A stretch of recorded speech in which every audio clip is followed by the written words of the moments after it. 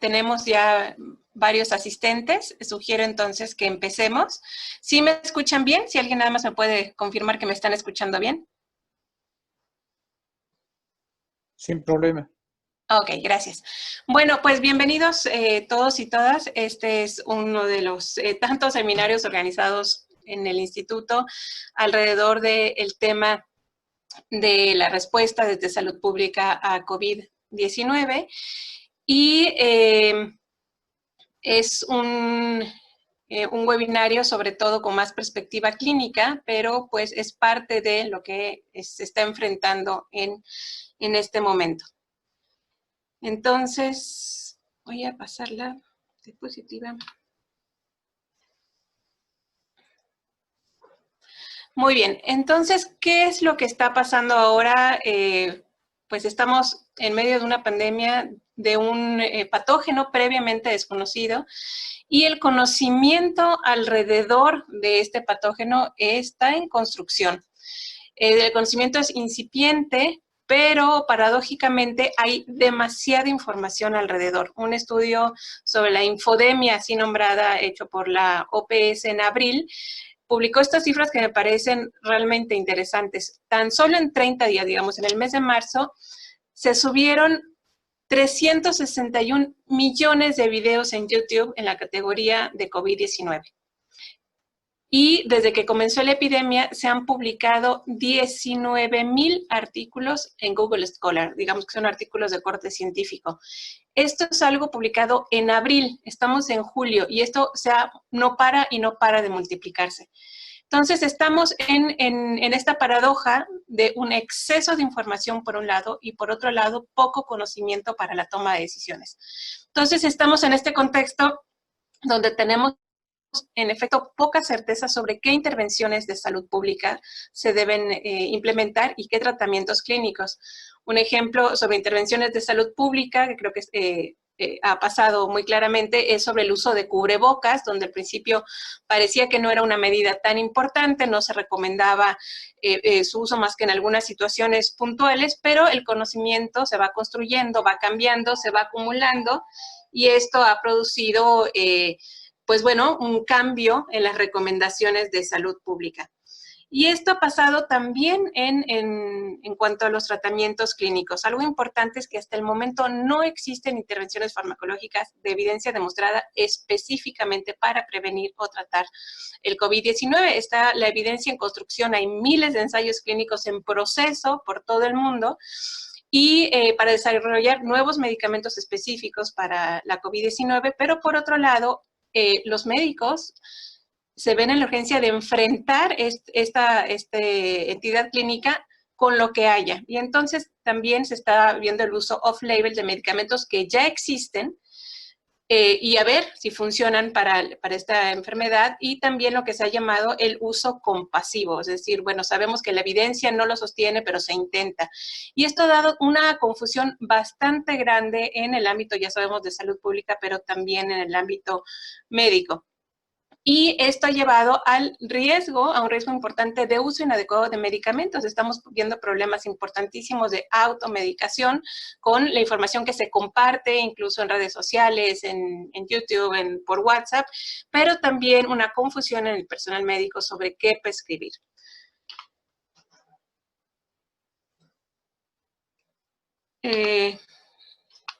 Algo importante aquí es que hay muchas voces distintas en las redes sociales y que pueden contribuir a esta infodemia. Ahí tenemos, este es un video de creo que es un padre en México, ¿no? Que dice, bueno, la ivermectina, un medicamento antiparasitario, es la respuesta a el problema de COVID-19, de la misma manera que el presidente Trump en su momento dijo que era la hidroxicloroquina, y esto ha estado también alimentado de amplios debates políticos.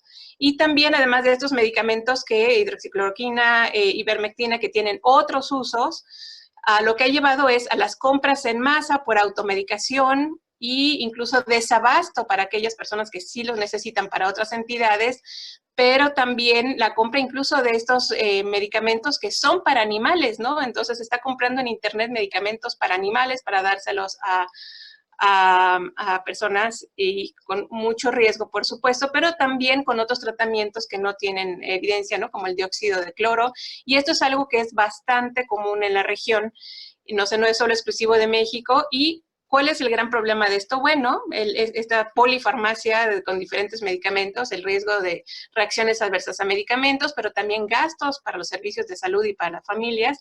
Y en el caso de los antiinfecciosos, el riesgo altísimo de resistencia antimicrobiana. Ya tenemos un problema enorme en el mundo y en el país de resistencia antimicrobiana que desgraciadamente se está siendo potencializado por la epidemia, por la pandemia de COVID-19. Entonces, ¿qué están haciendo los gobiernos? Pues bueno, están tratando de dar un poco de orden a todo esto.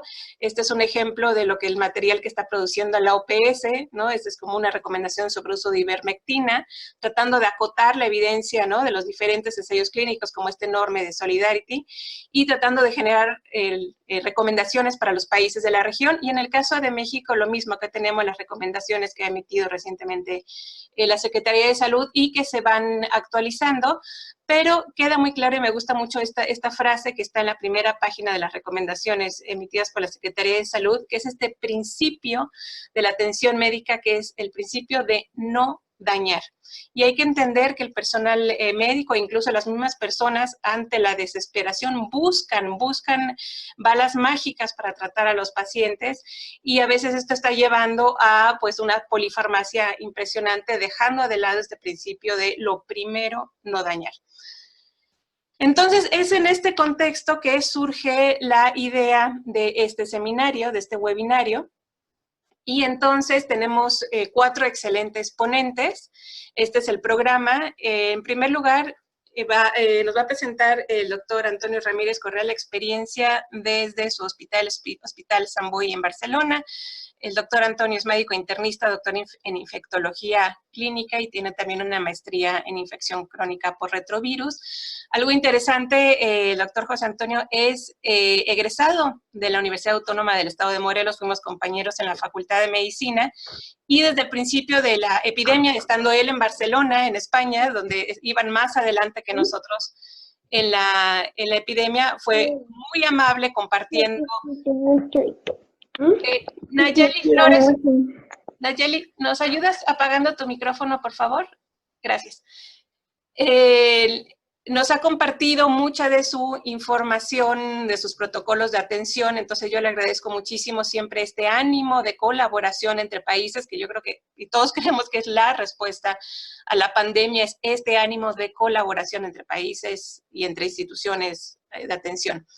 El segundo ponente es el doctor Daniel Fernando Pérez Larios. Él es médico internista, infectólogo, maestro en ciencias en farmacología clínica y médico adscrito al Hospital Centro Médico Nacional de La Raza. Le agradezco muchísimo su interés y su entusiasmo para participar. Y la experiencia que él tiene en farmacología clínica es clave, porque los médicos tendemos a ver el efecto de los medicamentos, pero no esta otra parte que tiene que ver con interacciones medicamentosas, con reacciones adversas, que es lo que finalmente nos da la balanza de riesgo-beneficio de dar o no dar algún tratamiento. Muchísimas gracias. El tercer ponente va a ser el doctor Jorge Hernández Blanquel. Él es médico pediatra infectólogo, maestro en salud pública, egresado justamente del Instituto de la Escuela de Salud Pública de México. Él es médico adscrito al Hospital del Niño y el Adolescente de Morelos y también al Hospital General de Zona del IMSS.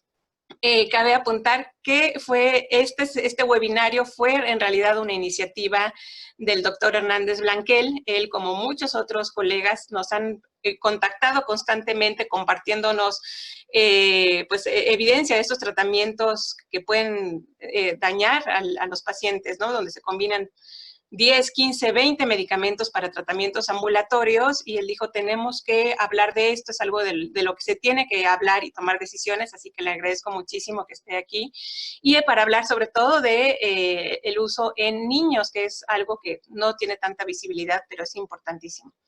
Y en cuarto lugar tenemos al doctor Gabriel Levijara. Él es médico internista, infectólogo del Hospital Carlos Durán de Buenos Aires, Argentina, y él es un experto, digamos, el experto en la región en programas de optimización del uso de antimicrobianos, PROA, en inglés llamados Antibiotic Stewardship, un gran colaborador de OPS México y del Instituto Nacional de Salud Pública, que nos va a hablar justamente de este tema de la optimización de uso de antimicrobianos. O sea, ante estos problemas que confluyen, la resistencia antimicrobiana y el COVID-19, ¿qué sentido podemos hacer? ¿Cómo podemos tomar esto como una oportunidad para la mejora y no como para potencializar el problema de resistencia antimicrobiana? Bueno, sin más, entonces voy a dejar de compartir para pedirle al doctor José Antonio Ramírez Correa, por favor, que nos comparta su pantalla. Muchas gracias. Espérame tantito.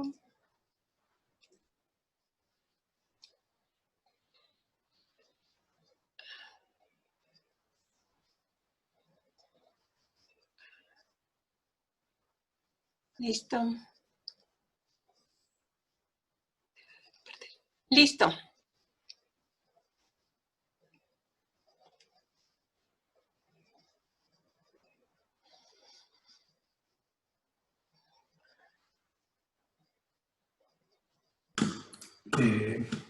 ¿Se ve en pantalla completa la diapositiva o...? Todavía no está completa. Vemos tu pantalla, pero todavía no está en completo. Pues...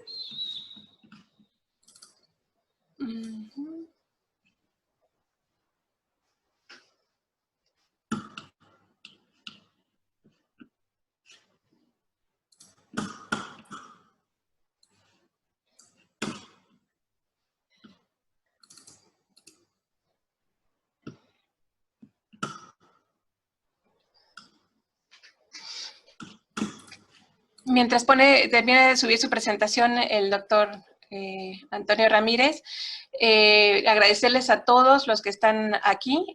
Como habíamos mencionado, hay muchos aspectos de salud pública alrededor de este problema de utilización de fármacos, pero este webinario en particular está sobre todo enfocado a personal sanitario. Les agradecemos a todos que estén aquí presentes. Al terminar los 4 ponentes vamos a tener unos 20 minutos para preguntas y respuestas. Si alguien quiere ir poniendo a medida que los ponentes vayan hablando, quieren ir escribiendo en el chat sus preguntas, yo voy tomando nota y esta es una manera, ¿no? O sea, nada más digan a quién va dirigida su pregunta y entonces ya podemos agilizar la parte de preguntas y respuestas. Lo siento, creo que no acierto a poner la pantalla completa, pero... Ok, pues no importa porque se puede ver. Vale, si quieres, así la vemos. Bueno, se pierde la mayoría de los efectos, se pierden. Pero bueno, os explico. Saludos a todos, soy Antonio. Me dedico principalmente a la atención planta de medicina interna compartida con infecciosas. No sé si sabéis que en España no existe como tal la especialidad de infectología. Es decir, todos los que queremos dedicarnos a la infectología lo hacemos a través de la medicina interna, preparándonos de manera extra residencia. Dicho esto, pues una diferencia simple tiene su importancia porque aquí la atención básicamente de todo este problema que ha surgido se ha basado básicamente en las unidades de medicina interna. No específicamente en las unidades de infectología, aunque evidentemente la gente que se dedica a infecciosas ha liderado en su momento las unidades. Bueno, la situación es la que todos conocemos. Existen más de 13 millones de personas infectadas y un número creciente preocupante de muertos en todos los países y regiones.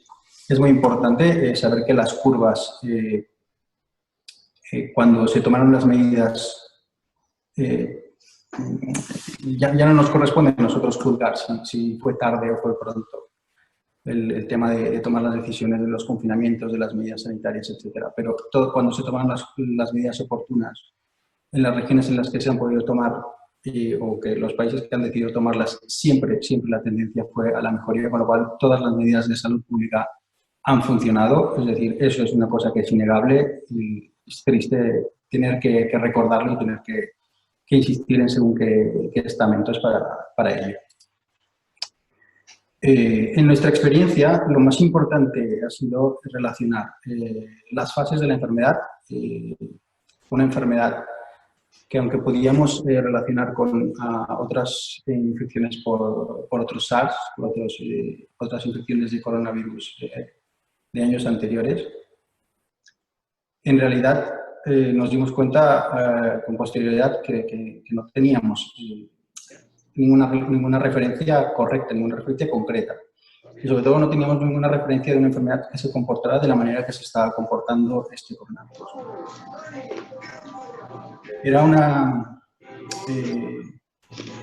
enfermedad que tenía diferentes fases, unas fases que no conocíamos, que teníamos unos reportes bastante escuetos, bastante poco transparentes desde el origen en China, pero finalmente pudimos desvelar que se trataba de una fase viral, una fase de infección catarral o pseudocatarral, que podía consistir en un proceso clínico que tenía diarreas, tos, una tos seca, una disnea que la verdad es que no era bastante patente, muy llamativa la clínica de anosmia y eugesia. Y esto es llamativo porque también tiene relación en los efectos post-infección de COVID. En la segunda fase de la infección, todavía en fase de infección activa, había una respuesta inflamatoria que podía ser gradualmente cada vez a peor. Y además estas fases tenían una relación bastante que se podía enfrascar en unos días. Es decir, hemos llegado a saber que desde el momento de la exposición hasta el momento del inicio de los síntomas pueden pasar entre 4 y 12 días. Y desde el inicio de los síntomas pueden llegar a pasar entre 9 y 12 días hasta que una persona, en la mayoría de los casos, puede necesitar soporte. Soporte puede decir oxígeno por gafas nasales, antitérmicos, ingreso hospitalario por cualquier motivo, sin tener que ir a una unidad de cuidados intensivos. Y finalmente, en esa franja entre los 9 y los 12 días, en que se acababa el periodo catarral y comenzaba el periodo inflamatorio, era cuando la mayoría de los casos necesitaban un soporte intensivo. Aumentaban las necesidades de oxígeno, los reactantes inflamatorios también aumentaban. Y esto nos hizo saber que estas dos fases había que diferenciarlas muy bien y había que detectarlas muy bien. Había que adecuar las guías a cada centro en esta situación. Las guías tenían que ser concisas y precisas, porque no teníamos mucho tiempo para reaccionar. Y como ya hemos dicho antes, la información nos venía a golpes. Había que elegir el tratamiento, tanto si era para la respuesta viral, como si nos estábamos dirigiendo a la respuesta inflamatoria que venía después. Y esto era una situación muy importante y muy difícil de distinguir al principio. Porque, no sé si los clínicos que estáis siguiendo esto, no sé si coincidís conmigo, que es muy difícil distinguir cuando un paciente está en la fase de respuesta de epidemia, de fase catarral, a cuando está iniciando una fase inflamatoria. Había que seguir una evolución en coordinación con el seguimiento analítico, es decir, hemos llegado a correlacionar la respuesta clínica con la elevación de reactantes inflamatorios, el edímero, la LDH y otros reactantes inflamatorios que al final cobraban bastante importancia, sobre todo porque estaban en relación a los tratamientos que íbamos a emplear después, las interleuquinas, etc. Y esta información era importante tomarla, palparla a pie de cama, es decir, los clínicos, los que están pasando visitas son los que toman estas decisiones. Al principio cometimos un error muy grande, que era que las grandes mentes pensantes que siempre nos han ayudado y que siempre han sido nuestra guía, en la mayoría de las ocasiones no están a pie de cama. Y esto es así aquí, y esto es así en muchas partes del mundo. Y esto no podía ser así. Tenían que ser las personas que estaban viendo pacientes las que tomaran decisiones clínicas sobre los pacientes. Por mucho que sea una enfermedad desconocida, era igual de desconocida para todo el mundo.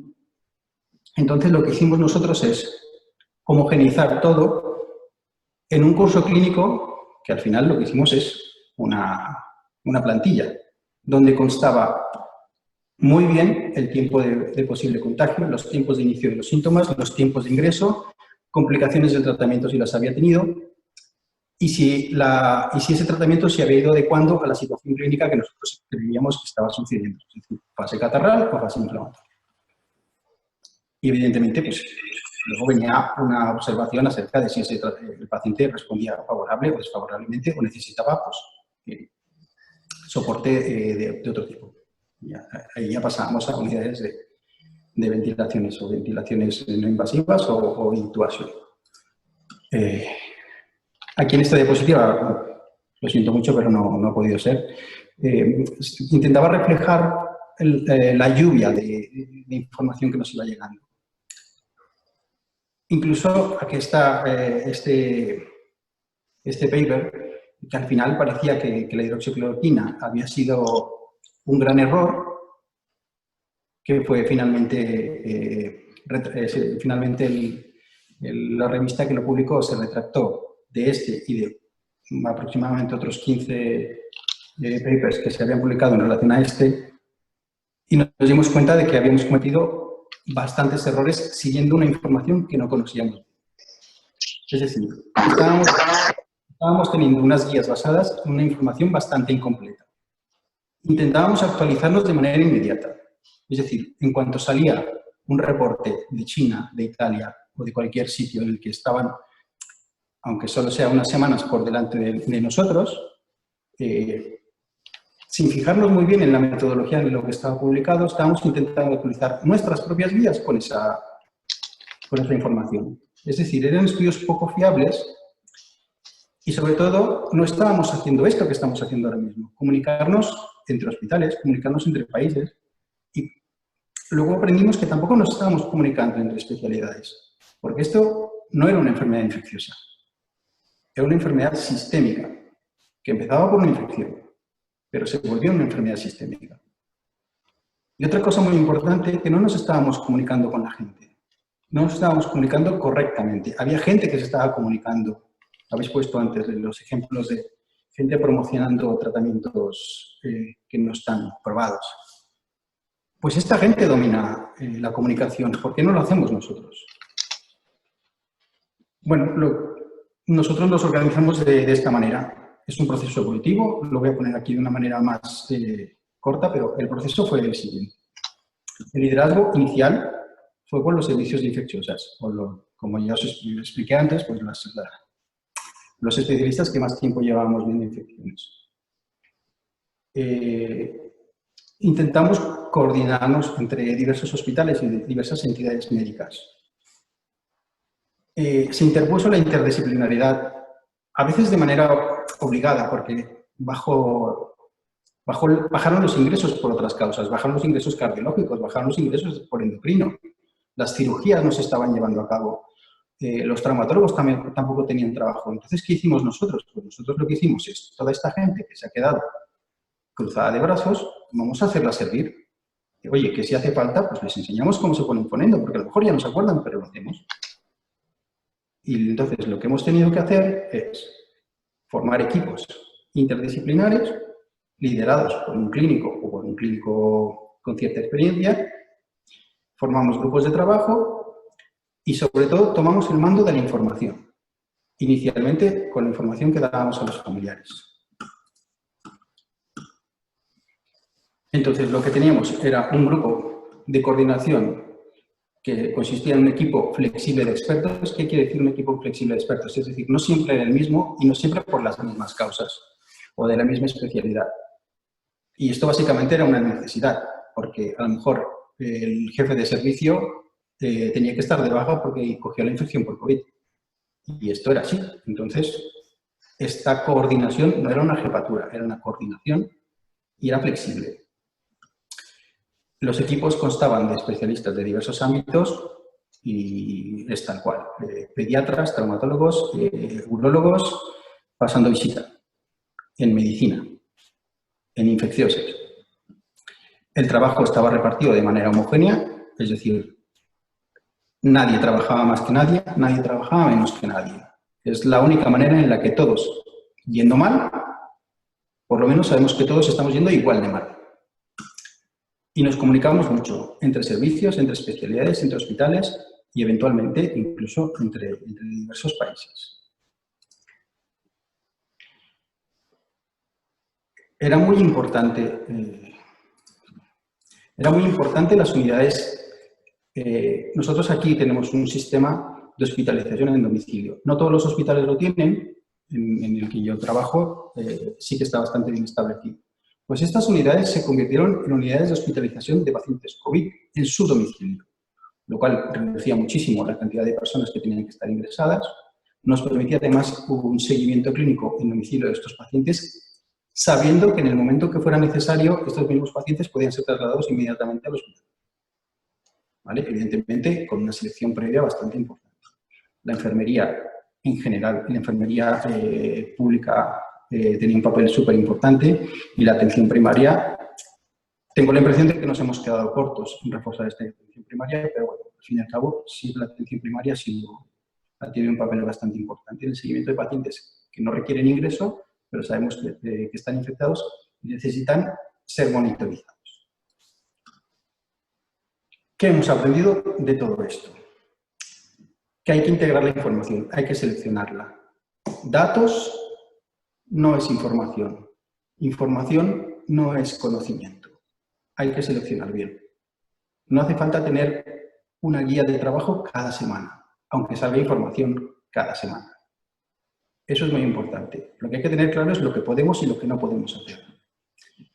Hemos aprendido lo que es la verdadera interdisciplina. Es decir, interdisciplina no es, yo le pido al cardiólogo que me haga un ecocardiograma. No, el ecocardiograma, el cardiólogo pasa a visitar al lado mío, comentamos los pacientes y si hay algo que aportar por el cardiólogo, lo aporta. Si no hay nada que aportar por el cardiólogo porque ese paciente no lo amerita, pues no pasa nada. Todos hemos trabajado con ese paciente. Hemos asumido el control de la información a familiares. Esto es una cosa muy importante porque es bastante estresante que tengas a tu paciente ingresado en un hospital sin saber cuál es su evolución, cuál es su pronóstico, sin poder verle la cara, como para que encima nadie te dé una explicación coherente, constante. Nosotros tomamos el mando de esta información y a veces era pues simplemente, oye, mira, los cirujanos no tienen nada que hacer porque se han suprimido las cirugías. Pues que llamen por teléfono a las familias. Hemos aprendido que aquí no hay especialidades. Todos somos médicos, todos somos responsables y el paciente no pertenece a nadie. Es responsabilidad de todos. Esto no es solo una enfermedad infecciosa. Y esto tiene que quedar bastante claro. Es una enfermedad sistémica que tiene además sus complicaciones después de esta enfermedad. Los tromboembolismos pulmonares, los Guillain-Barré. Todas estas complicaciones posvíricas que vemos de manera relativamente infrecuente en la práctica habitual son bastante frecuentes en el COVID. Y hemos aprendido sobre todo que los médicos no sabemos comunicarnos. Los médicos no sabemos decirle a la gente en qué consiste nuestro trabajo. Y esto es una cuestión bastante triste, porque hay mucha gente que se vale de esta inoperancia nuestra para llevar a cabo ellos, pues bueno, pues etapas como lo del MMS, la homeopatía, etc. Tenemos que aprender a comunicarnos, no solo por el COVID, por el resto de la práctica médica, pero esto lo hemos aprendido de manera muy dura en esta pandemia. Así, a grosso modo, por el tiempo que tengo, eso es lo que puedo explicaros, pero que evidentemente esperaré el tiempo de vuestras preguntas para responder si tenéis alguna duda más. Muchísimas gracias, Antonio Ramírez, por tu excelente ponencia y por atenerte al tiempo de la presentación. En lo que le damos, el doctor Daniel Pérez Larios nos hace el favor de subir su presentación. Creo que hay varios puntos importantes que has tocado en tu presentación. Una de ellas es esta cambiante evidencia científica, dejando incluso afuera los rumores, la información, los datos compartidos sobre tratamientos sin evidencia. La evidencia ha ido cambiando. Y tiene que haber un equipo que esté dedicado a eso, a resumirla y en comunicarla activamente a los prescriptores. Esa es una prioridad. Si alguien tiene una pregunta específica para el doctor Ramírez, la puede ir poniendo en el chat y ya está aquí la presentación del doctor Daniel Pérez Larios. Entonces, le ruego a todos, por favor, que chequen que sus micrófonos estén cerrados. Gracias. Hola, buenas tardes a todos.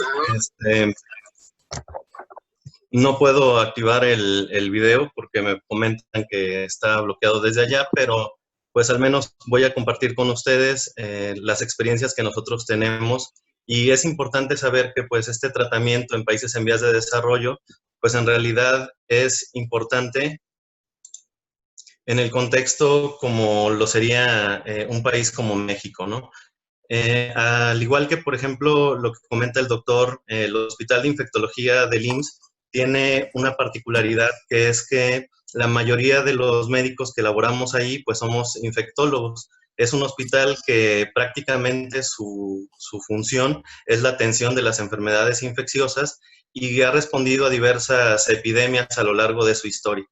En esta plantilla, pues al igual que en muchas otras unidades, principalmente nosotros nos hemos hecho cargo de todo el panorama de los pacientes, desde la intubación, el triage, el manejo de todas las comorbilidades que presentan los pacientes, y esto precisamente nos ha permitido tener una visión, digamos, muy integral de todas las intervenciones que se están teniendo con respecto al manejo de la COVID-19.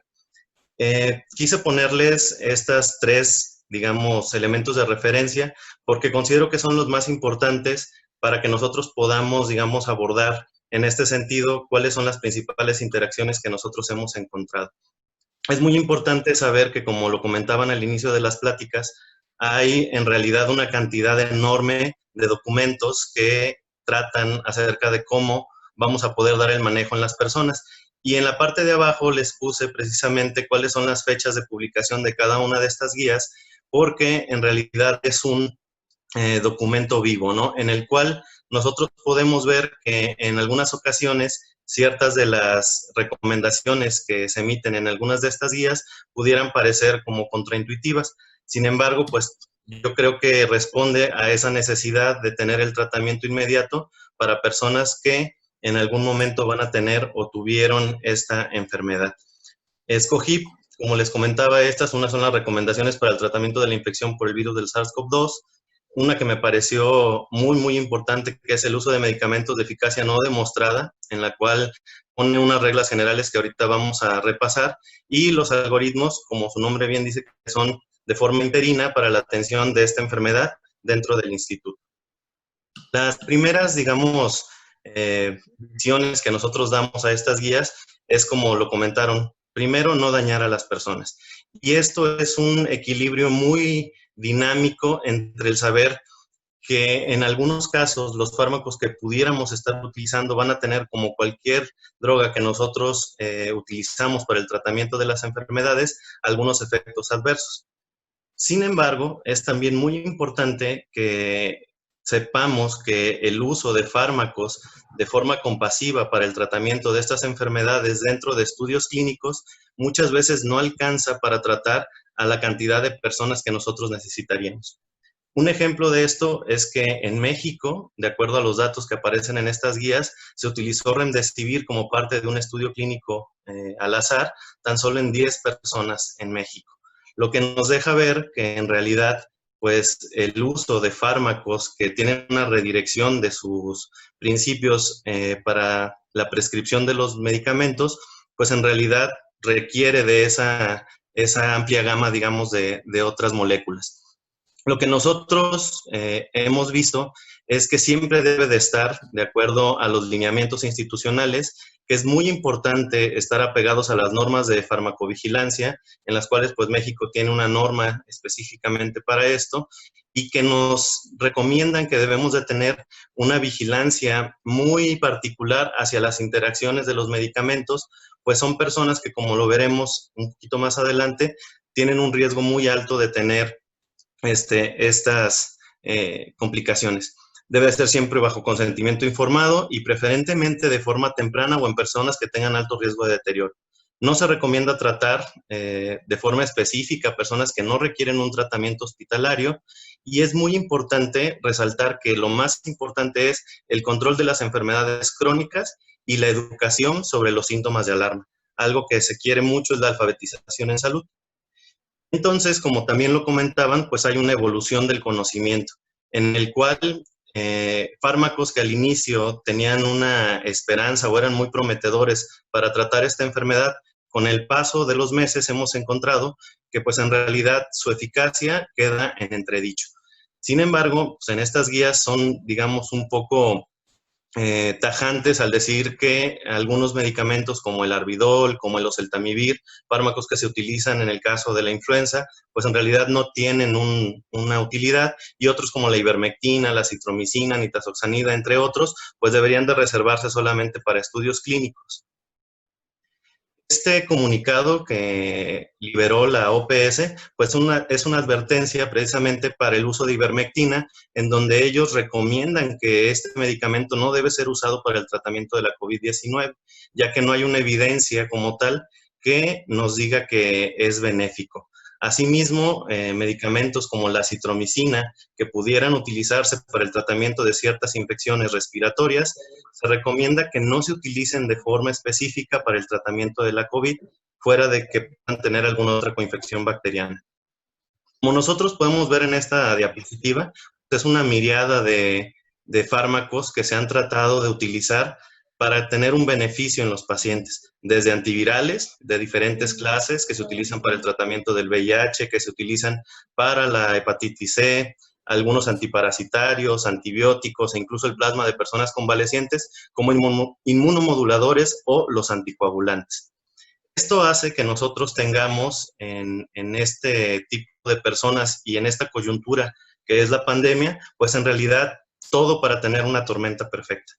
Es muy importante que sepamos que las reacciones o que las interacciones medicamentosas son prevenibles, y ahí radica el principal punto para poner atención. La frecuencia no está muy bien establecida, pero se considera que es entre el 15 y el 45% de las personas hospitalizadas, y que viene asociado pues a un aumento de la estancia hospitalaria y al aumento de los costos en el tratamiento, que incluso pueden ocasionar la muerte.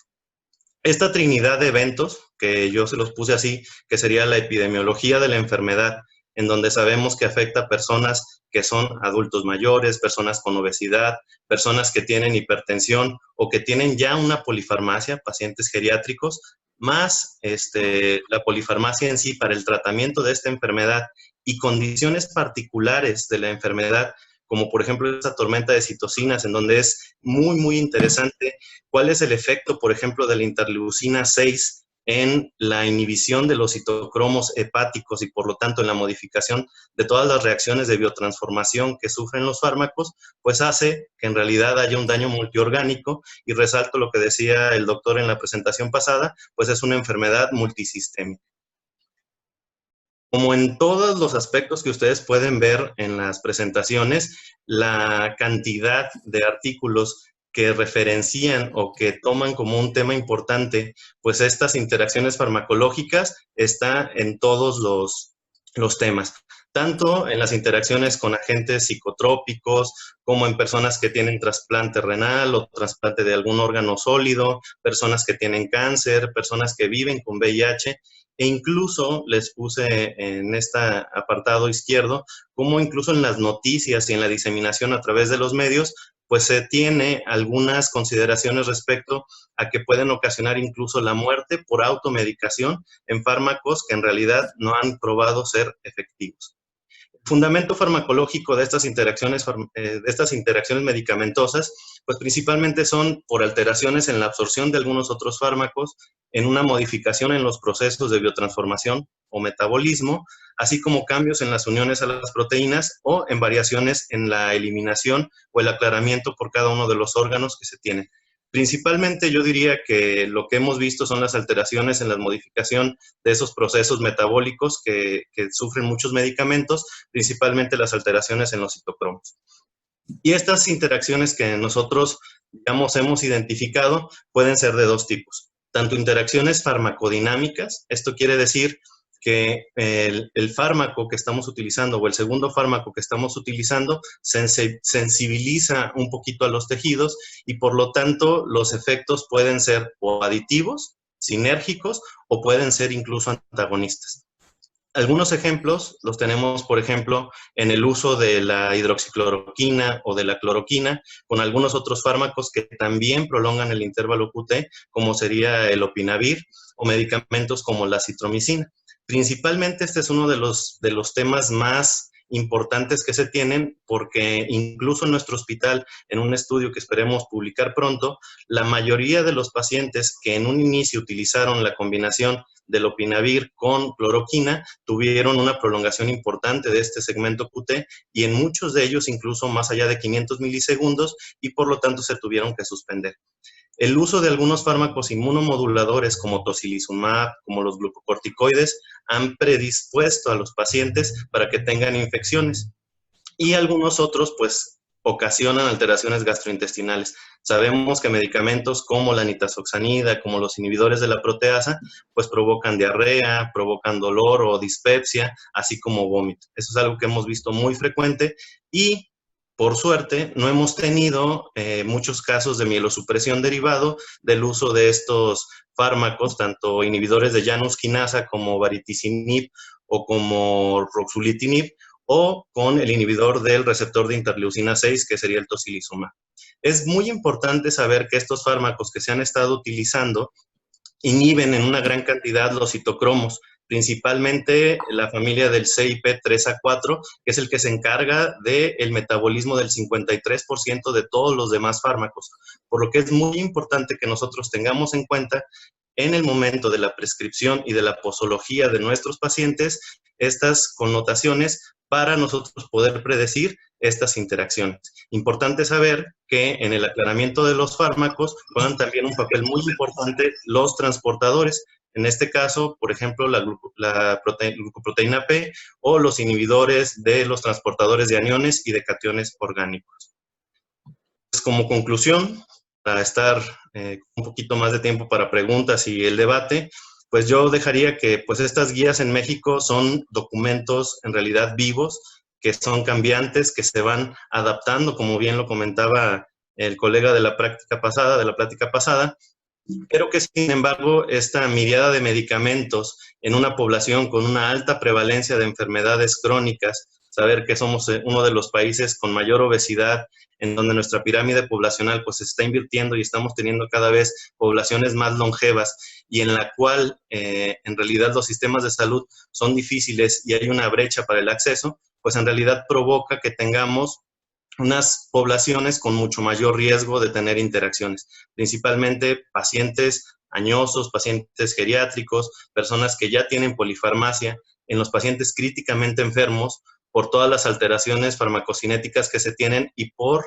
la misma enfermedad, como lo vimos, la tormenta de las citocinas y esa inhibición de los citocromos en la interleucina 6, así como la multicomorbilidad. Sabemos que al ser una enfermedad multisistémica ha afectado al sistema cardiovascular, un estado de procoagulación y que incluso ha tenido muchos efectos a nivel renal. Entonces, al final, pues no queda más que estar alerta a estos medicamentos, principalmente aquellos que tienen un rango o un margen terapéutico muy estrecho, a aquellos que son inhibidores fuertes de los citocromos o de los transportadores, como los inhibidores de la proteasa, los fármacos que se utilizan muchas veces para el tratamiento de la epilepsia, y también con estos fármacos inmunomoduladores que en realidad, al estar fuera del contexto en el cual se indican de manera rutinaria, pueden tener reacciones adversas, principalmente las infecciones y la mielosupresión. Con esto termino y muchísimas gracias. Muchísimas gracias, doctor Daniel Pérez Larios, por una excelente presentación. Le vamos a pedir al doctor Jorge Blanquel, Hernández Blanquel, compartirnos su presentación. Mientras tanto, me permito rescatar un punto importantísimo de la presentación anterior que tiene que ver con las interacciones medicamentosas, los efectos adversos, la polifarmacia y la importancia de la farmacovigilancia. ¿Y qué pasa? Especialmente acá hay una pregunta que tiene que ver con pacientes ambulatorios, que a pesar de que las guías señalan, ¿no?, pacientes no complicados, leves, con paracetamol es suficiente, desgraciadamente hemos visto muchísimas prescripciones médicas con 10, 15 medicamentos prescritos y que se pierde el seguimiento con esos pacientes. Entonces, no sobreprescribir, no perder el contacto con los pacientes y estar siempre atentos y reportar al sistema de farmacovigilancia. Muchísimas gracias. Entonces, le cedo la palabra al doctor Jorge Hernández Blanquel. Hola, buenas tardes a todos. ¿Sí me escuchan? Sí, perfecto. Perfecto, ok. Vamos a hablar un poquito sobre los niños. Sabemos bien que es una población poco afectada. Sin embargo, creo que vale la pena, una disculpa, no sé qué hice, ya. Creo que vale la pena platicar un poco de ellos. Agradezco principalmente a Anaí, que nos ha hecho esto posible, y gracias al Instituto de Salud Pública por albergar este webinar.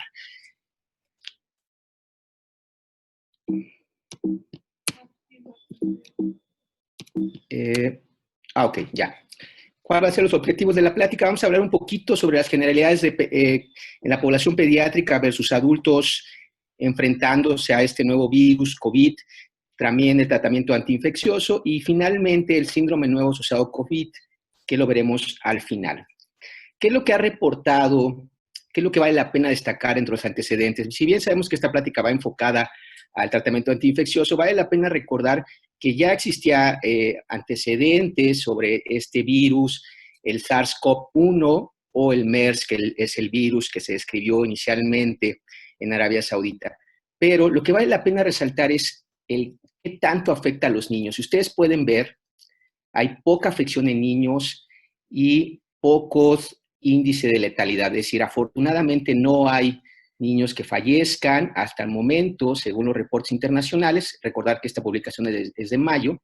Y los niños tienen particularidad, están expuestos todo el tiempo a virus respiratorios. ¿Qué quiere decir? Que sabemos bien que durante toda su infancia, ya sea temprana o tardía, están expuestos a estos virus todo el tiempo. Quien sea pediatra sabe de lo que estoy hablando, nos enfermamos cuando vemos a niños, pero eso creo que vale mucho la pena recordarlo en este momento. ¿Por qué? Porque los estudios iniciales que se hicieron en China a principios del año se dieron cuenta que los pacientes atendidos por este nuevo virus, en realidad, pocos tenían evidencia del coronavirus, el nuevo coronavirus, y muchos tenían evidencia de otros virus que habitualmente estamos acostumbrados a ver, como influenza A, B, incluso otros que no son virus, como Mycoplasma pneumoniae. Y esto puede hacernos entender fácilmente por qué la población pediátrica no está tan afectada. Estas son las teorías, que siguen siendo teorías hasta la actualidad, que el nuevo coronavirus tiene que luchar por el sustrato con estos virus respiratorios estacionales. Y otra teoría es que existe una diferencia en la expresión del receptor de la enzima angiotensina aldosterona para poder unirse el SARS al nuevo huésped. Si bien ya se ha mencionado la cantidad de información que se tiene hasta el momento, sabemos que los ensayos clínicos aleatorizados, es decir, unos ensayos con alto nivel de evidencia científica, son más o menos 409 desde mayo hasta la fecha, pero pocos, en realidad muy pocos, han tomado en cuenta a la población pediátrica en sus resultados, o incluso ninguno ha sido utilizado estrictamente solo para población pediátrica. Es importante mencionar que los niños tienen diferencias con los adultos en cuanto a la presentación de la fiebre. Vale la pena esta publicación inicial con 36 niños en China, donde se dieron cuenta que la gran mayoría, vean que solamente el 36% de esa N tenían fiebre y el 19% tenían tos. Y esto es muy importante ya que la definición operacional de la Secretaría de Salud de nuestro país no hizo diferencias entre población adulta e infantil. La única diferencia que existe es que si el niño tiene irritabilidad en etapas tempranas, en etapas más tardías como escolar o adolescencia, va a referir cefalea, pero es la única diferencia. Entonces sí vale la pena mencionar que casi un cuarto de los niños pueden no tener fiebre, y esto es un reto diagnóstico para todos los médicos generales e inclusive para los pediatras. Lo mismo, un hospital muy importante en Estados Unidos, como el Hospital de Filadelfia, ha incluido en su definición operacional que el niño puede tener tos o disnea con o sin fiebre. Entonces, vale la pena resaltarlo como las diferencias importantes en población pediátrica.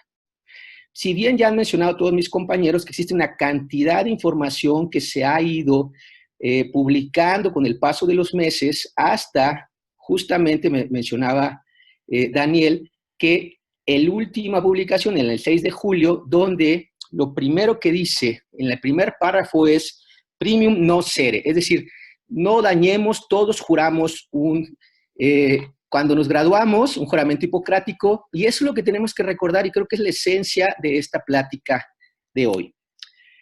Los pocos generalidades, bueno, los pacientes en realidad y en forma general, hablando tanto adultos como niños, tienen poca coinfección bacteriana o fúngica durante su estancia hospitalaria.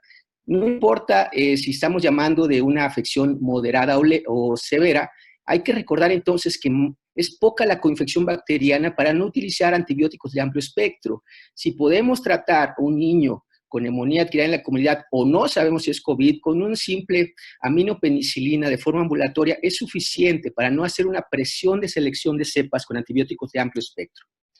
Hablando propiamente de la hidroxicloroquina, y la cloroquina es un fármaco que se ha utilizado desde hace muchísimo tiempo, específicamente contra malaria. Años después vieron que tenía utilidad en enfermedades autoinmunes gracias a un efecto inmunomodulador y que justamente tiene acción contra ciertas citoquinas, específicamente las proinflamatorias por excelencia, que es interleucina 1 y 6. Entonces, es por este antecedente que se utilizó en el SARS-CoV-1 y en el MERS. Hidroxicloroquina y cloroquina, pues debido a ese antecedente, debido a que tenía una disponibilidad generalizada en versión genérica, fue de los primeros medicamentos que bien mencionaban ahí que se usó de forma masiva e indiscriminada. Por lo cual también mi compañero mencionó que existieron publicaciones que finalmente refutaron su utilidad. La citromicina, todos sabemos que es un macrólido que utilizamos para bacterias intracelulares, sin embargo, ha tenido algunos estudios que han demostrado actividad in vitro contra ciertos virus. No se sabe exactamente el mecanismo de acción de la actividad antiviral, se sospecha que pueden tener inhibición de la endocitosis y por eso también se ha utilizado en esta pandemia. La combinación de un macrólido con la hidroxicloroquina o cloroquina empezó cuando ciertos sujetos con una N muy pequeña empezaron a ver que se había indicado la citromicina de forma profiláctica, entre comillas, y a su vez recibían hidroxicloroquina. Ellos encontraron que solo en 6 sujetos tuvieron una respuesta virológica adecuada, es decir, menor carga viral. Sin embargo, sabemos que es una N muy pequeña y la recomendación final de la Sociedad Americana de Enfermedades Infecciosas dice que cada fármaco por sí, o sea, por solamente tratado de forma individual, puede prolongar el intervalo QT y que si los unimos puede aumentar la cardiotoxicidad, cosa que ya sabemos en la actualidad, incluso se sabía desde que se inició su tratamiento con estos fármacos. Un inhibidor de proteasa descrito en 1996 para tratamiento con VIH, liponavir ritonavir, sabemos que interfiere en la maduración del virus y hace que, si bien el virus no se erradique, pero se forman virus inmaduros y por lo tanto no va a tener una acción realmente patógena. Esta combinación de inhibidores de proteasa también se vieron como posible utilidad en nuevo coronavirus. Sin embargo, hay que recordar que estos medicamentos tienen muchos efectos secundarios y que incluso hacen que realmente los pacientes no puedan tener un esquema completo por efectos adversos gastrointestinales principalmente. La recomendación entonces es que no se use bajo solo un contexto de ensayo clínico bien controlado, bien armado. Remdesivir es un fármaco antiviral que se utilizó también desde hace tiempo en las pandemias que hubo de MERS y SARS-CoV-1. Tiene una gran actividad in vitro contra estos virus, principalmente que tengan material genético RNA como el nuevo coronavirus. Disminuye su carga viral y se ha utilizado tanto en ratones como en los macacos rhesus, viendo que disminuyen los cambios patológicos y la progresión clínica de la enfermedad. Sin embargo, no se ha demostrado una utilidad fehaciente en los seres humanos para disminuir la gravedad de los escenarios. En esta N de pacientes que tuvieron uso de remdesivir, se utilizaron, como bien decía al principio Anaí, de forma compasiva, es decir, fármacos experimentales en estudios que no son aleatorizados. Y se encontraron que tenía baja toxicidad, sin embargo, no hubo una N comparativa con pacientes homogéneos en este estudio. La conclusión, hay que destacar que este fármaco remdesivir pues no se ha evaluado como muchos en población pediátrica y que solamente podría utilizarse justamente con uso compasivo o con autorización de emergencia por parte de la FDA. La recomendación entonces es que debe utilizarse para escenarios graves en pacientes hospitalizados y se deben seguir haciendo ensayos aleatorizados bien estructurados. El tocilizumab es un fármaco que se ha utilizado principalmente como un inhibidor de interleucina 6, una citoquina proinflamatoria que tiene un papel importantísimo en la cascada de citoquinas. Y este tipo de fármaco se utilizó inicialmente en China con 21 pacientes, fíjense que es una N muy pequeña, 4 de ellos críticos y 17 graves. En todos ellos tenían una mortalidad hasta del 20% según su escala de gravedad y arrojaron que este fármaco ayudó a que no se murieran todos. Sin embargo, 19 fueron dadas de alta en el hospital, es decir, que existió un fracaso clínico en el 9.5% de los casos. El tocilizumab también tiene efectos adversos que no reportaron los autores originales del artículo, como que aumenta el riesgo de infección graves, tanto bacterianas, virales, fúngicas o reactivación de hepatitis B. Es por esto que tampoco se recomienda usarlo de forma habitual en los pacientes y solo bajo el contexto de un ensayo clínico. Las consideraciones especiales en cuanto a pediatría, hay que recordar que obviamente existe un riesgo de transmisión de madre a hijo. No se ha demostrado de forma fehaciente que existe una transmisión vertical, es decir, a través de sangre en el momento del embarazo. Y el momento de mayor exposición es cuando la madre, sin saber que tiene COVID-19, puede alimentar al niño y no sigue las medidas de precaución que debería seguir, es decir, uso de cubrebocas. Y ese es el momento de mayor exposición por el riesgo de micropartículas que puedan salir desde la respiración, tos o estornudo hacia el recién nacido. Afortunadamente, los casos reportados han tenido una evolución benigna sin fatalidad. ¿Qué otro momento es importante resaltar en la pandemia en cuanto a población pediátrica? Bueno, este síndrome nuevo que se llama multiinflamatorio sistémico en niños, asociado a coronavirus 19. Hasta la fecha, no se sabe si es un síndrome parecido a Kawasaki, es una enfermedad que es una vasculitis de medianos y pequeños vasos, o es a una entidad completamente nueva. Las definiciones son aquellos niños que sean de 0 a 19 años, que tengan más de 3 días con fiebre, pueden tener exantema como Kawasaki, una conjuntivitis bilateral no purulenta y signos de inflamación cutánea, principalmente oral, manos y pies. Lo importante, a diferencia de Kawasaki, es que estos niños llegan críticamente enfermos con datos de hipotensión o choque. Hay una disfunción miocárdica, recordar que Kawasaki afecta más las coronarias y este nuevo síndrome afecta más el pericardio, es decir, también el músculo cardíaco, una miocarditis o las válvulas. Hay evidencia de coagulopatía por alargamiento de los tiempos de coagulación y el dímero D, y es muy importante resaltar que estos pacientes tienen síntomas gastrointestinales agudos, como diarrea, dolor abdominal y vómito, y que puede confundir al clínico sobre otras entidades, incluyendo apendicitis. ¿Qué debe tener estos pacientes? Pues elevación de los reactantes de fase aguda, principalmente la PCR, si bien no hay un valor corte, son PCRs muy elevadas, quizás más de 20 miligramos sobre decilitro. Hay que descartar por parte de infectología que todo este escenario no sea secundario a un choque tóxico por estafilococo o estreptococo, y tenemos que documentar que exista la evidencia de contacto con este COVID-19.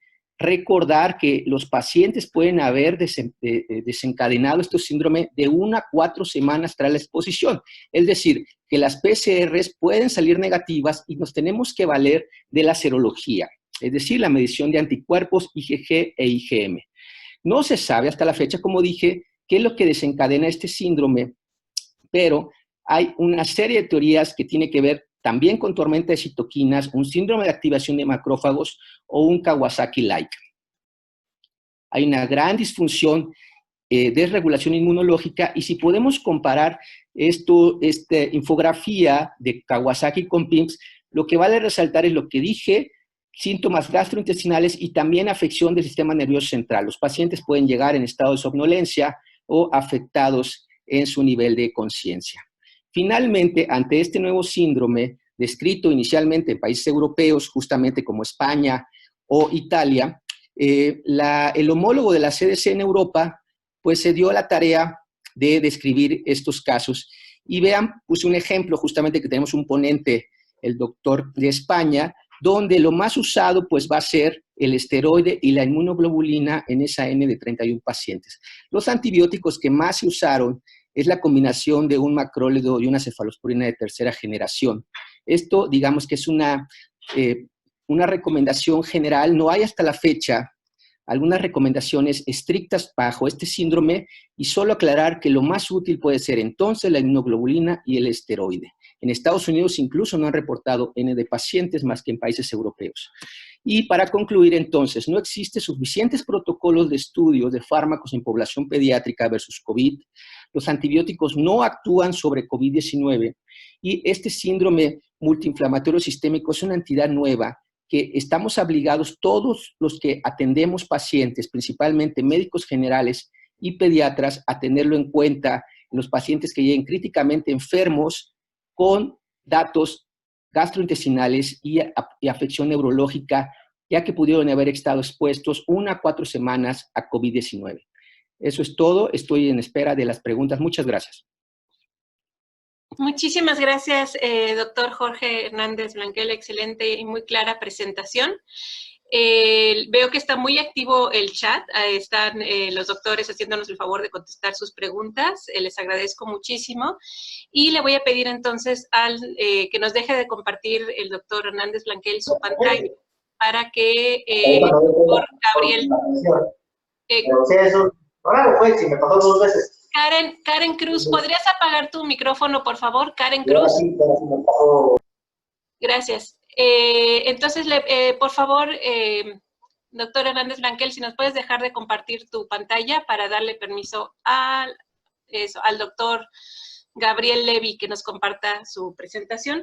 Mientras tanto, me permito hacer algunas apuntes interesantes de lo que acaba de mencionar, de tratar a los pacientes no con recetas de cocinas, sino que la entidad nosológica va evolucionando. Un tratamiento no es lo mismo en un paciente joven, un niño, que en un paciente mayor con múltiples comorbilidades.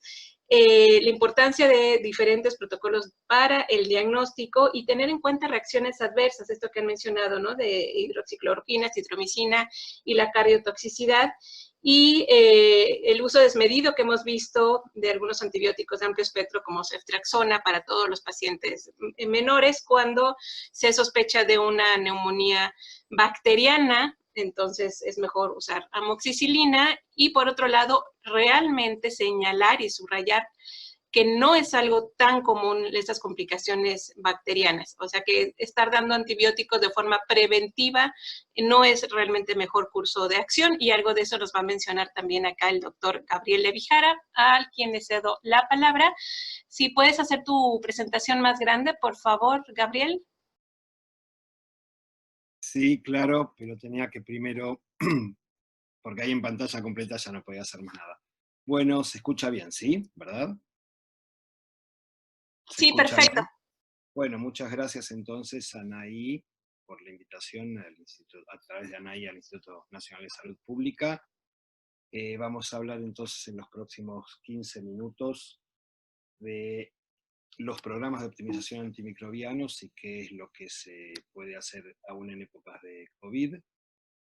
Los programas, para aquellos que no estén tan familiarizados, de optimización de los antimicrobianos. Me sale atravesada la pantalla con las imágenes nuestras. A ver si lo puedo quitar, porque si no me tapa la diapositiva a mí mismo. No sé cómo hacerlo. Voy a tener que achicarla, si no, porque no veo toda la... No importa, veremos cómo lo hago. Los programas de optimización de antimicrobianos entonces son enfoques multifacéticos que incluyen políticas para vigilancia, consumo, reportes de prevalencia, consumo sobre la resistencia y el consumo de los antibióticos, educación y auditorías de consumo. Porque no estoy pudiendo ver las diapositivas enteras. Los objetivos de los programas son la elección de la droga correcta, el espectro equilibrado, evitando recurrir a un espectro más amplio en el momento, dosis, vía y duraciones adecuadas. Los beneficios de los programas, todos estos beneficios están demostrados en múltiples literaturas, hay una evidencia muy pero muy grande. Además de las revisiones Cochrane, encabezadas habitualmente por el grupo de los británicos, hay muchísima evidencia. Todo esto que está marcado aquí tienen reducciones significativas, o sea, son beneficios significativos de los programas, como la reducción en el uso de los antimicrobianos, la mortalidad, las infecciones por Clostridium difficile, la reducción de la internación, y más tardíamente la disminución de la resistencia bacteriana. Es uno de los efectos más largos, más complicados y que se ven a un plazo mayor, porque se requiere suspender o interrumpir las drogas, el uso de los antibióticos durante un tiempo más prolongado para lograr el efecto de que las bacterias vayan desprendiéndose de los genes de resistencia. ¿Cuál es el problema con lo que vino ocurriendo, que ya estuvieron hablando el resto de los colegas, lo que estamos viendo en diferentes partes del mundo, y ni hablar en diferentes partes de América Latina, en los programas que nosotros estamos colaborando en la implementación de los programas de antibióticos? ¿Qué es lo que se está viendo? Por un lado hay una redistribución de las tareas asistenciales, o sea, muchos especialistas que atienden COVID no tenían experiencia previa, obviamente ninguno de nosotros tenía experiencia previa en la atención de COVID, pero que no tiene experiencia previa habitualmente en el manejo de los antibióticos. Muchos pacientes están internados en diferentes unidades, muchos pacientes están en áreas quirúrgicas porque las áreas clínicas están destinadas a COVID. En nuestro hospital, el Hospital de Buenos Aires, la Ciudad de Buenos Aires, lo que es recuperación cardiovascular es una terapia intermedia. La terapia intensiva pasó a ser la unidad coronaria, o sea, lo que es la unidad de cuidados intensivos cardiológicos, ahora es la unidad de terapia intensiva, porque lo que es la unidad habitual de terapia intensiva y de terapia intermedia en un hospital grande, central de la Ciudad de Buenos Aires, ahora es absolutamente COVID, como la mayoría del hospital. Hay redistribución de pacientes internados, por lo mismo que estábamos diciendo, entonces, posquirúrgicos, politraumas en diferentes áreas. Básicamente lo que va quedando es que, al ser tan cubiertos por el COVID, la internación de los hospitales, la cobertura de los pacientes no COVID, aunque sean menores, sigue habiendo un montón de pacientes no COVID, neutropéricos febriles, hematológicos, pacientes, traumatología, cirugías de urgencia, básicamente los que estamos encontrando, cardiológicos, etcétera, son atendidos en diferentes lugares por profesionales que no eran los especialistas. Eso generó primero problemas muy importantes que luego tratan de ir siendo resueltos. Entonces, con eso ya vamos a tener un manejo de los antimicrobianos en gente que habitualmente no está habituada a realizarlos. Y por otro lado, el equipo de PROAS, el equipo que ya existieron, el equipo de programa de antimicrobianos en esos hospitales, se encargan inicialmente de la organización de los circuitos de atención, hasta ahí estamos bien, pero luego muchos, lamentablemente, haciendo la atención directa de pacientes COVID. Un experto que está dedicado al cuidado de los antimicrobianos en el hospital no debiera estar asistiendo directamente a COVID. La asistencia de COVID debiera ser por un montón de gente que no fueran los 2 o 3 especialistas que pudiéramos tener en el hospital para tomar cuidado de otros de los asuntos tan importantes como es el tema de los antibióticos. Ni hablar de los temas administrativos. Y además de todo esto, cuando el médico que está encargado, los infectólogos que tienen parte de su tarea dedicada al programa de optimización de los antimicrobianos, cuando terminan de atender pacientes COVID, lo que nos va quedando de resto físico-mental, el estrés, el cansancio, etcétera, hace que queden bastantes pocas fuerzas para atender PROA. Ese es uno de los grandes problemas. ¿Hay cambios en los patrones prescriptivos? Sí, ya estuvieron hablando bastante del uso de los antibióticos, principalmente de los antimicrobianos en forma exagerada. Ahora vamos a ver algunos de los numeritos. Por un lado, la medicina defensiva de urgencias, o sea, hay un uso innecesario por si acaso de los antibióticos. También hay como un fantasma de mayor cantidad de complicaciones bacterianas. Ahora vamos a ver, en realidad, el porcentaje de complicaciones bacterianas iniciales o fúngicas en los pacientes COVID es muy, pero muy baja, es menor del 10%.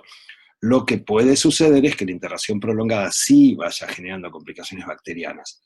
De todos modos, no hay que anticipar el uso de los antibióticos esperando complicaciones bacterianas. Ahora vamos a hablar un poquitito más de eso.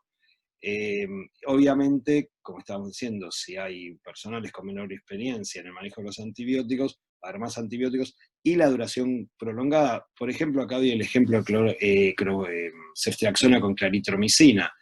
Ceftriaxona, lo vamos a conversar, tiene una ubicación, o ampicilina sulbactam, o amoxiclavulánico, pero hablamos de ceftriaxona o ampicilbactam, sobre todo el paciente grave, el paciente que requiere vía endovenosa, que podemos discutir cuándo utilizarlo o cuándo suspenderlo, pero la claritromicina para tratamiento de bacterias atípicas o de patógenos atípicos, micoplasmas, clamidófilas, etc., cuando ya está hecho el diagnóstico de COVID, no tiene ningún sentido. Y uno ve en una terapia como la nuestra, donde hace 25 años hacemos uso de antibióticos, vino un fin de semana largo, pues fue el Día de la Independencia días atrás, y me encuentro el lunes con 3, 4 días de claritromicina, porque alguien lo puso y nadie le quitó el cascabel al gato. Y aunque sea una pavada, ya sabemos los macrólidos todo el año que pueden causar, además de la resistencia. Otro de los puntos que sí es el que hay que detenerse es que estas tormentas de citoquinas muchas veces son realmente muy difíciles de distinguir con el shock séptico. Ya hablaron un poco los colegas de la experiencia en este sentido. Nosotros lo que podemos ver es que no en general, pero mayoritariamente las tormentas de citoquinas a pacientes con 38, 39 grados, todo el distrés respiratorio, todo lo que fueron comentando, no requieren tantos inotrópicos. Nosotros usamos básicamente noradrenalina. No requieren tanto inotrópico. Eso ayuda a producir un poco de distinción. Lamentablemente la procalcitonina da resultados diversos.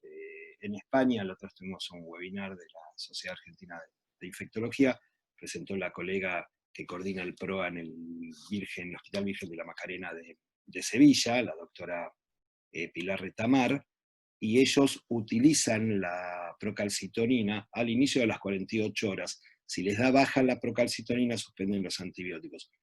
Nosotros, bueno, ahora vamos a un trabajo con procalcitonina y varias cosas dando vuelta, pero muchos de ustedes sabrán que la procalcitonina tiene resultados muy diversos en términos de eficacia. De hecho, en el hospital, los que tuvimos con procalcitonina alta no tenían ninguna infección demostrada. Siempre estoy hablando de los pacientes más críticos, el paciente más difícil. Ni hablar, como ya dijeron, que usar antibióticos en un paciente que vive una neumonía basal, que parece por COVID, que está perfectamente en sala general, ventilando bien, ¿no? Con requerimientos de oxígeno, pero no más que eso, en esos pacientes tiene muy poco sentido. Pero estamos hablando del paciente más crítico, que si bien es un porcentaje menor, es un paciente que cualquier complicación puede aumentarle la alta mortalidad, pero sobre todo mortalidad que ya tienen. Finalmente, como dijimos, los cambios de los patrones prescriptivos están relacionados con que la falta del control y supervisión de los antibióticos o antimicrobianos en general, porque el equipo de los programas, los programas de optimización, están sobreocupados. En este contexto podemos tener dos tipos de cambios. Si bien el mundo está yendo mucho más por lo que uno ve al escenario 1, que es un aumento de los antibióticos de mayor espectro, carbapenemes, polimixina, fosfomicina, banco, etc., por alguna de todas las razones que estuvimos diciendo, hay un escenario 2, que lo estamos viendo en algunos de nuestros hospitales, donde hay una reducción, o sea, donde hay un programa de antibióticos que ya viene trabajando, aunque no sea mucha gente, ya hay una cultura del cuidado de los antibióticos, donde la mayoría de los prescriptores, o una gran parte de los prescriptores, no va a prescribir un antimicrobiano solamente porque el paciente es COVID grave, porque ya hay toda una cultura respecto de una educación, una capacitación previa respecto de estas actitudes, de estas estrategias. En esos hospitales uno está viendo que en general, si sumo las dosis diarias definidas por 100 pacientes o por 1000 pacientes, uno va a tener que, como la mayoría de los pacientes a las generales son COVID no complicados, esos pacientes no requieren antibióticos. Mientras que pandemia, ¿se acuerdan que había una vida antes de la pandemia? Bueno, en esa vida antes de la pandemia, en esa sala teníamos neutropénicos febriles, otros oncohematológicos, pacientes internados prolongados por diferentes patologías, urológicos complicadísimos con catéter doble J, triple J, etcétera, etcétera, que tenían permanentemente infecciones en el mejor de los casos por una enterobacteria productora de BLE, de beta-lactamasa espectro extendido, en el peor de los casos por una productora de carbapenemasas. Entonces, si uno suma 100 pacientes, ¿cuántos son los COVID complicados que pueden tener este uso un poco indebido de antibióticos? 12, 13, 15, 20. Mi hospital tengo en urgencias, en sala intensiva en este momento, 18. Hoy recorrida de hoy eran 18. 5 en la intermedia y 12 o 13, creo, 13 eran en la intensiva. 18. En el hospital tenemos unos 65, 75 pacientes COVID en sala general todo el tiempo, los cuales los que tienen antibióticos se cuentan con los dedos de una mano. Entonces voy a tener por ahí 20 de 150 pacientes con un espectro, con algún esquema antibiótico. Igual de estos 20, con antibióticos no tenemos a la mayoría de los de la terapia intensiva. No sé si se entendió, si fue confuso, estoy haciendo un cálculo así mental, en todo caso después lo aclaramos. ¿Qué tenemos a favor? Esto un poquito para resumir lo que estábamos diciendo, hay factores que operan a favor y factores que operan, o sea, a favor de la disminución de la resistencia. Respecto al uso de antibióticos, una mayor implementación de las medidas de precauciones. Lo que uno esperaba de inicio es que si los pacientes van a estar súper aislados y nosotros vamos a estar súper cuidados y, como digo, disfrazados de COVID, y nos vamos a lavar las manos, ¿cómo van a infectarse? Bueno, se empezaron a infectar, porque supuestamente tendríamos que tener mejor adherencia a la higiene, desinfección, etcétera, etcétera. Sin embargo, además de la complicación, como ven en la columna de la derecha, o sea, cuáles son los factores que operan hacia un aumento del uso de antibióticos y aumento de la resistencia, uno empezó a ver, por ejemplo, que además de pacientes prolongados en asistencia respiratoria 4 o 5 semanas, o sea, casi imposible en América Latina, en un hospital público, que 4 o 5 semanas un paciente ventilado no vaya a hacer una infección respiratoria, más cuántos catéteres centrales tiene colocados. Además de eso, uno veía que como está el miedo a la atención, está el entro, toco y me voy, los pacientes no tenían el nivel de higiene que tenían que tener, el nivel de fisioterapia respiratoria, etcétera, etcétera. En ese contexto tuvimos que hacer algunas reuniones con enfermería y con kinesiología a ver qué estaba pasando, y tocó madera, eso fue hace 2 semanas exactamente, la cosa está mucho mejor, se redujeron las infecciones vinculadas a catéter y hay menos infecciones respiratorias. ¿Saben qué, amigos? Se redujeron las infecciones vinculadas a catéter, pero tenemos casi todos los hemocultivos con 1 de 2 estafilococo coagulasa negativos, epidermidis, porque no están tomados bien los hemocultivos. O sea, tenemos contaminados, es la noticia del borracho optimista y el borracho pesimista. El borracho pesimista va a decir todos los hemocultivos contaminados, con lo que cuesta un frasco de hemocultivos en dólares, con lo que cuesta procesar, no tengo resultados, ¿sí?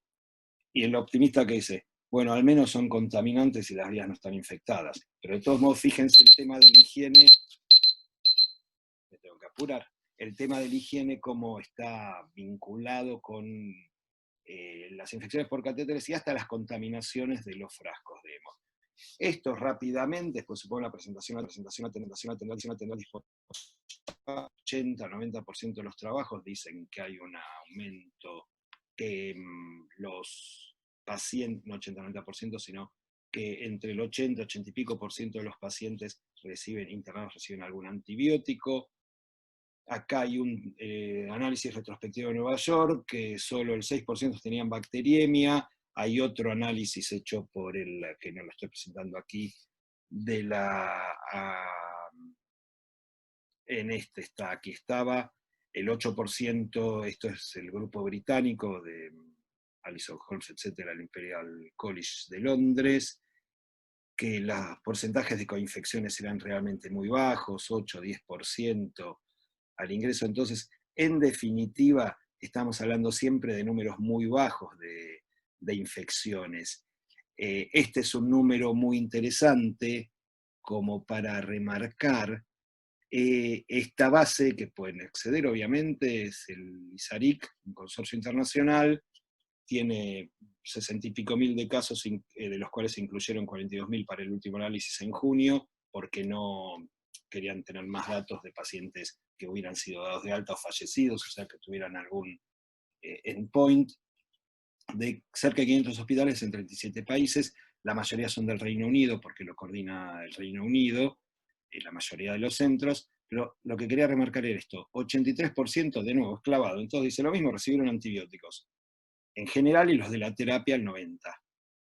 El 67% recibieron oxígeno suplementario, de los cuales el 24%, del total el 24% ventilación no invasiva, y ahí creo que es no me acuerdo, un 15%, pongamos, porque no lo llego a ver la diapo, de ventilación mecánica. Y el 13% corticoides, es decir, una patología que requiere oxígeno, muchas veces, y ahora la evidencia reciente, obviamente, del tema de la dexametasona a 8 miligramos, 6-8 miligramos por día, que sí cambia el pronóstico, de eso damos menos, pero antibióticos que no nos sirven para nada y hace daño damos muchísimo. Esto ya lo hemos dicho. Bueno, entonces, ¿qué podemos hacer para ir terminando desde los programas? Primero ya sabemos que los programas, o sea, cuando hablo de PROA hablo de médicos generalistas, infectólogos, farmacéuticos, epidemiólogos, enfermeros en control de infecciones, que es un programa, un equipo multidisciplinario. Está bien, ya la organización de atención de pacientes COVID, la organización como estructura, se supone que la tenemos hecha, pues a esta altura de la pandemia nadie se va a poner a organizar cómo atender. O sea, bien o mal, todos hemos intentado organizar algo. Entonces, ¿qué podemos hacer ya para retomar o para implementar los programas todos aquellos que no los tengan? Aprovechando este momento de movilización y de sensibilización respecto a la importancia de lo que son las enfermedades infecciosas y los antimicrobianos, cosa que en ese sentido es una ventaja, si se le puede decir ventaja, al desastre universal que está ocurriendo. Nos están escuchando mucho más. Entonces, en las áreas no COVID, empezar a trabajar de nuevo, supervisar uso de las clases de drogas de más espectro, carbapenemes, banco, linezolid, polimixina, o sea, todo aquello que si lo veníamos haciendo, retomarlo. Bueno, ¿en quién se están usando? Es necesario empezar con las unidades de cuidados intensivas o las áreas habituales de mayor consumo de antibióticos. Insisto, estoy hablando de la parte no COVID del asunto, porque hemos tenido un descuido de la parte no COVID, de los pacientes no COVID, de todo este área, por dedicarnos de lleno a los pacientes COVID. Obviamente ya no tenemos tiempo para una charla en sí de lo que son los programas, pero posiblemente aquellos que tengan la estrategia preautorización de antimicrobianos, que muchos de ustedes la conocen, si el médico, el representante del PROA no me firma el carbapenémico, yo no lo puedo utilizar. Bueno, es antipática, nosotros no lo usamos casi nunca y tratamos de disuadir su uso, pero en el caso que esté vigente, por ahí tenemos que cambiar por recorridas programadas, o sea, conversar más con los médicos del staff, porque la preautorización implica mucho tiempo, tiene que haber gente disponible, y por ahí el médico, infectólogo, el farmacéutico, el que está a cargo de eso en el PROA, no está disponible para esta actividad porque está dedicado precisamente a alguna otra función. Entonces también nos queda un poco mancando, trunco el proceso. En áreas COVID, que no debiéramos tener mucho antibiótico utilizado, bueno, revisar, eso se puede hacer las recorridas, los pases con los médicos directamente, sin entrar al área, con los médicos del staff, quiénes están con antibióticos, ¿por qué? ¿Cuántas ceftriaxonas están que no debieran tener sentido? Porque ya no hay evidencia de neumonía, los cultivos son negativos, el paciente no tiene ni siquiera una tos productiva, ves la placa, es bien COVID. La radiografía no permite diferenciar tanto, pero la clínica permite fácilmente, o en la mayoría de los casos, diferenciar cuando una neumonía es solo neumonía COVID y cuando hay un neumococo o un Staphylo aureus metido. Vigilar, ya hablamos un poquitito, y me queda poco tiempo, de cuidadosamente la aparición de neumonía asociada a ventilación en los pacientes con, entre comillas, sepsis en la terapia intensiva. El paciente puede estar mal, pero uno ve que esta tormenta de citoquinas aparece 2, 3 veces, mejoró, parece que está por salir, y parece en las series de Netflix, cuando el paciente está por salir y se lo está extubando, al otro día, de golpe, hacemos otra temporada de Netflix de terror, y el paciente empieza de nuevo con fiebre altísima, desaturación, etc. Entonces, ¿cuánto es por COVID y cuánto por infección bacteriana? Acá ya es más difícil saberlo. En ese paciente seguramente se puede utilizar antibióticos, y vamos a utilizar antibióticos hasta tener los cultivos. Lo que no podemos hacer es utilizarlo en los otros. En definitiva, los antimicrobianos y los antibióticos de mayor espectro tenemos que cuidarlos para los pacientes más críticos, donde no podemos diferenciar entre infección por COVID o pura y dura, o una complicación bacteriana. Obviamente, para terminar, confeccionar con las guías de práctica clínica con los efectores, o sea, trabajar en guías, y trabajar más que nunca en capacitación del uso de los antibióticos. Entonces, disculpen que me pasé unos 5 minutos de los 15 que tenía asignados, tenemos muchas cosas para hacer y tenemos que aprovechar esta oportunidad para seguir gestionando del mejor modo el uso de antibióticos. Muchas gracias y fuerza, que falta un poco menos. Muchísimas gracias, Gabriel. Excelente tema y excelente señalamiento de la importancia de no descuidar la prescripción, y no es suficiente hacer estas guías que existen y publicarlas y esperar que las cosas se hagan bien. Hay que realmente prestar atención a que se estén haciendo bien. Como mencionaban anteriormente, las guías son una cosa viva, se van revisando, se van ajustando, y hay que estar, se necesita hacer esta reorganización dentro de los hospitales. No nos queda mucho tiempo. Hay una pregunta, si da tiempo para contestarla en el chat. Estaba sobre el tratamiento ambulatorio. Yo creo que ya se ha dicho, han sido muy amables los ponentes en ir contestando en el chat las preguntas, pero sí lo pone nuevamente aquí: consejos médicos consejos para los médicos de primer nivel, para aquel médico que está en su consultorio viendo pacientes externos. ¿Qué consejos dan para la consulta externa o para el paciente ambulatorio? Sí, tendremos que contestar como en 1 minuto, cada quien, si pueden. Le pido a los ponentes si quieren abrir sus cámaras, así nos vemos por lo menos para despedirnos.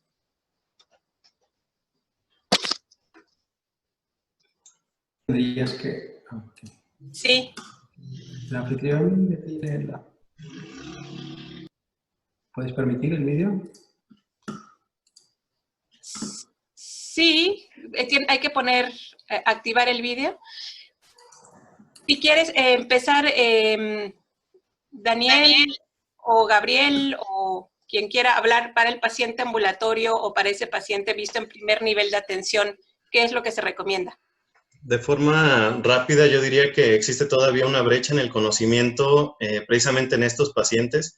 Se sugiere en algunas publicaciones que el uso de los antivirales tiene su mayor importancia en los primeros días, que es cuando hay una carga viral mucho más alta, y todavía hay muy pocas publicaciones a este respecto. Por lo tanto, yo creo que lo más importante es tener calma, identificar exactamente cuáles son los pacientes que se pueden complicar y darle seguimiento. Eso sería lo más importante en el primer nivel de atención y no caer pues en la desesperación, que creo que todos la entendemos, pero sí muchas veces es mejor ser cautos. Absolutamente de acuerdo. Muchísimas gracias. No sé si... No me veo, pero no sé si me podéis escuchar.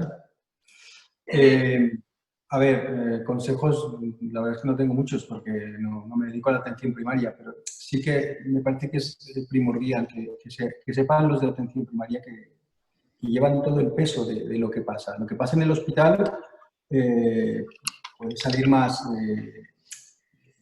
beneficiado por la publicidad, pero en realidad la mayoría de los pacientes o son asintomáticos o tienen pocos síntomas, con lo cual caen en la responsabilidad del médico de atención primaria. Y es muy importante que tengan esta formación, que sepan identificar los momentos en los que ese paciente necesita una atención de otro tipo. Y esto es lo que hace difícil el COVID. Pasar de una fase a la siguiente no es fácilmente identificable. Y aquí los medios de la atención primaria son escasos. Imagino que en México pues, son incluso menos. De acuerdo, muchísimas gracias. Entonces, yo creo que hasta aquí podemos entender que no hay recetas de cocina, pero siempre debe el término de no hacer daño y no tratar las ansiedades. En el uso inadecuado de antibióticos, por ejemplo, para resfriados, ¿no? Se dice que se trata la ansiedad de la mamá, ¿no? Es que el niño tiene fiebre y solo le va a dar paracetamol, entonces se prescribe el antibiótico por la ansiedad de la mamá. Y lo que está pasando en el contexto de COVID es que se está tratando la ansiedad de los médicos. Entonces, los médicos, por supuesto que queremos ofrecer algo a los pacientes, porque por supuesto que se leen muchas cosas y entonces buscando un beneficio al paciente se dan estas recetas de cocina donde se pone todo, ¿no? Todos los medicamentos juntos y podemos estar haciendo un daño mayor. Entonces, no sé si... ¿ya no tenemos tiempo? Sí. Rapidísimo.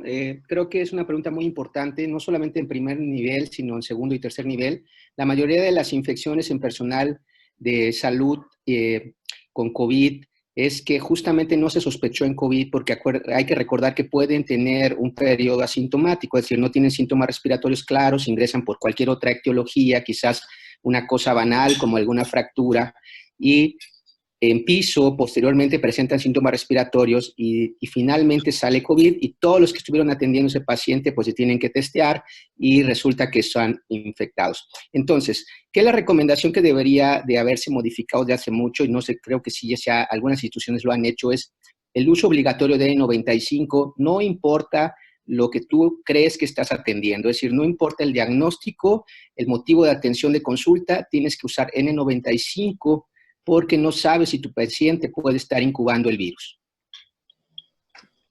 Absolutamente, muchísimas gracias. Bueno, pues se nos terminó el tiempo. Sí, les pediría a todos los ponentes si quieren dar un mensaje de una oración final. Creo que afortunadamente las preguntas han sido la mayoría contestadas en el chat.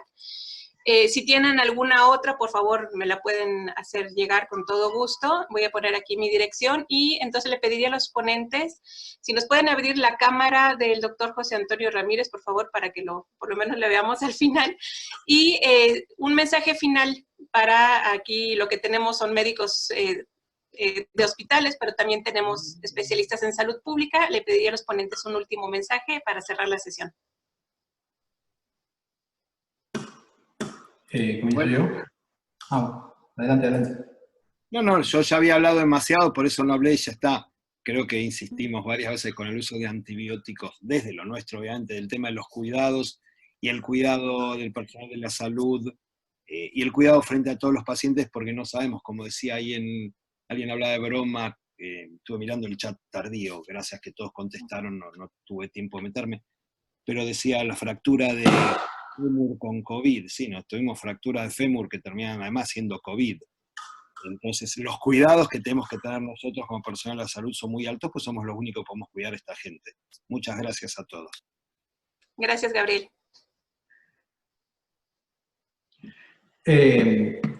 Bueno, yo quiero recalcar que la verdad es que no creo que todos podamos estar, lo que se dice, no me gustan mucho los símbolos bélicos, pero en el frente de batalla.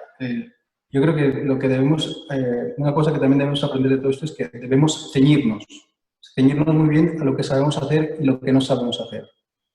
He intentado contestar aquí algunas preguntas acerca del uso de corticoides de altas dosis, de dexametasona, tocilizumab. Si no tenemos experiencia utilizándolo, no pasa nada.